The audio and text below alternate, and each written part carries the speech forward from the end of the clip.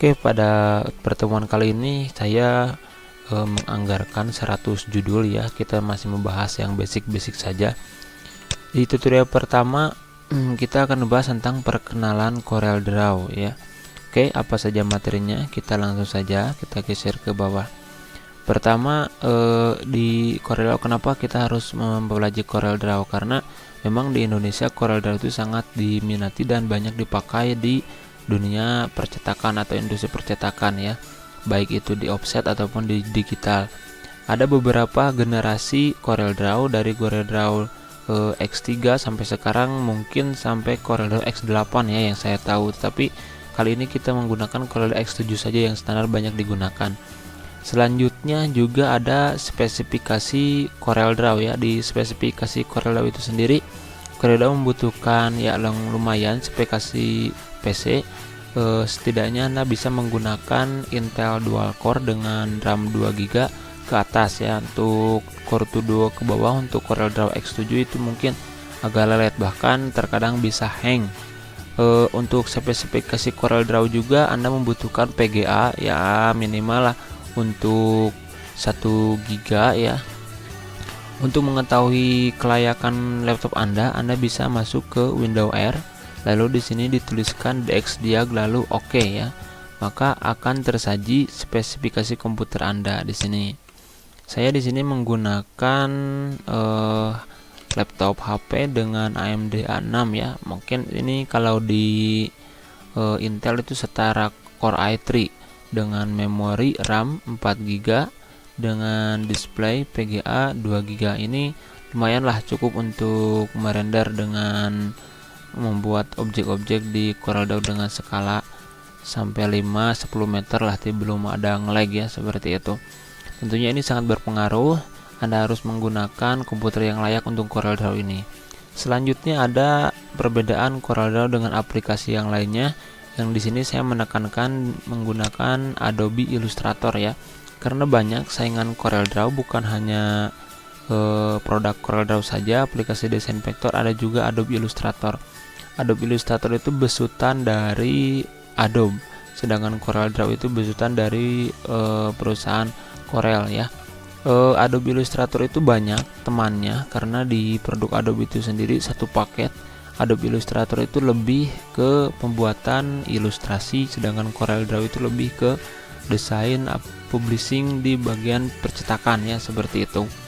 Nah, ini di Adobe Illustrator biasanya mereka menggunakan untuk motion graph dan aplikasi-aplikasi pendukung lainnya, seperti penggunaan di Adobe Photoshop. Kalau Anda misalkan ingin mempelajari Adobe Illustrator, silahkan dilihat saja di channel ini, banyak tutorialnya, ada Illustrator basic sampai yang mahir juga. Selanjutnya ada ekstensi CorelDRAW ya. Untuk ekstensi CorelDRAW ini menggunakan .cdr, di mana .cdr itu tidak ada yang memiliki kecuali di CorelDRAW itu sendiri ya. Tetapi ada kabar baiknya, di CorelDRAW ini bisa membuka .ai ya, dari file Adobe Illustrator bisa dibuka di bisa dibuka di CorelDRAW, tetapi tidak sebaliknya ya. Namun di Adobe Illustrator itu menggunakan .ai, ketika diimport ke CorelDRAW itu biasanya tidak terlalu sempurna atau kadang-kadang ada masalah juga ya. Anda bisa menggunakan CorelDRAW ini di beberapa versi, tetapi tidak match ke versi terbaru. Misalkan Anda menggunakan versi 3 ya, lalu dibuka di versi 2 itu tidak bisa, tetapi sebaliknya bisa. Anda menggunakan versi 7 lalu Anda membuka file di versi 6 atau ke bawah itu bisa.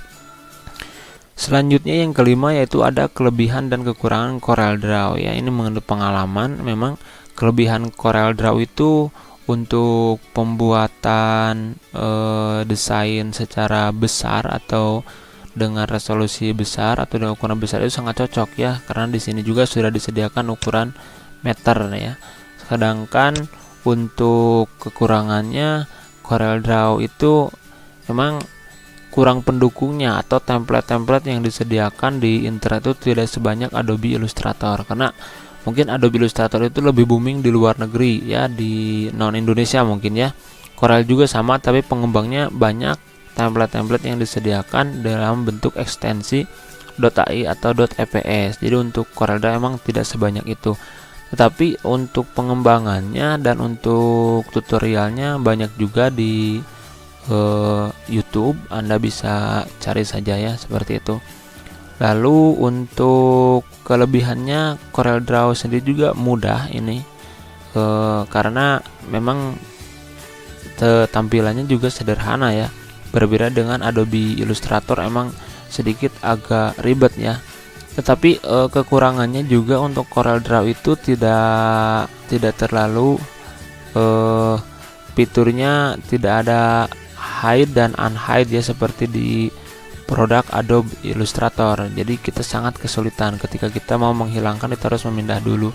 Nah, semua ada kelebihan dan kekurangannya ya. Nanti kita akan bahas untuk lebih dalamnya. Selanjutnya ada Workspace Corel. Nah, ini yang akan kita bahas. Oke. Di area kerja CorelDRAW tidak ada yang aneh, sama saja seperti aplikasi desain vektor yang lainnya. Di sini ada title bar, ada menu bar. Nanti kita akan bahas ya secara mendetail. Lalu di sini ada setting template dari ukuran. Di sini untuk ukurannya biasa ini potret dan yang lainnya. Di sini ada satuannya. Ini adalah toolbox yang akan kita gunakan, yang akan kita pelajari. Lalu di sini ada warna ya.